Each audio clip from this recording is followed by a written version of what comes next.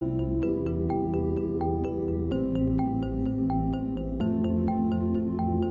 du côté de la fibre optique que l'on a posé nos caméras. Télévision, téléphone, visioconférence ou données informatiques. Les applications du très haut débit sont multiples et les opportunités importantes. Un plan de déploiement est en cours en France et dans la région, avec des opportunités d'emploi et de formation à saisir.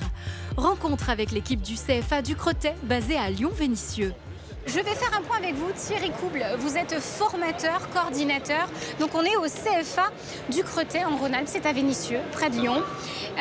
Concrètement, quand on parle de la fibre, ça concerne quel métier? Alors, ça concerne plusieurs types de métiers. Donc, ce qu'on appelle les techniciens qui sont tireurs-raccordeurs. Ce sont des gens qui vont donc tirer les câbles, aussi bien en souterrain qu'en aérien, et qui vont amener la fibre jusqu'à chez l'abonné, donc ce qu'on appelle la FTTH.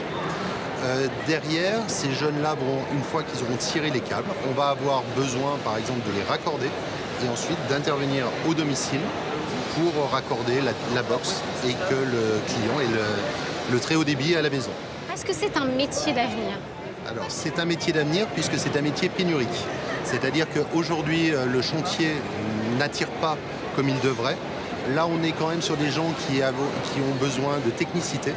Donc, l'association du chantier de la technicité fait que on n'est pas très connu, mais aujourd'hui, on a besoin beaucoup de monde. Là, vous voyez, il y a énormément, par exemple, d'entreprises qui sont là, sur le stand, pour une raison très simple, c'est qu'ils ont des besoins de main-d'œuvre. Ces besoins de main-d'œuvre, d'ici 2025, sur la région, on doit tout passer en FTTH. Donc, c'est des milliers et des milliers d'emplois qui doivent être faits. Qui sont à pourvoir. Donc effectivement, ils viennent lancer cet appel et Florian lui a répondu présent. Vous avez 20 ans, Florian, 21 ans, pardon. Vous êtes en formation dans le CFA. Dans le CERF. Pourquoi avoir choisi cette filière-là, Florian? Parce que je savais que la fibre optique se développait beaucoup en ce moment et que ça allait durer sur plusieurs années et qu'après, dans tous les cas, ça allait se développer de plus en plus. Et là, la formation me permet de préparer vraiment un emploi. Donc, je travaille à ASPI. Et vraiment, ce que je vois dans la formation du CFA me sert réellement en entreprise. Donc, j'y retrouve donc, le déploiement de la fibre optique, tout ce qui est l'étude des plans, la conception des boîtes, jusqu'au raccordement dans les immeubles.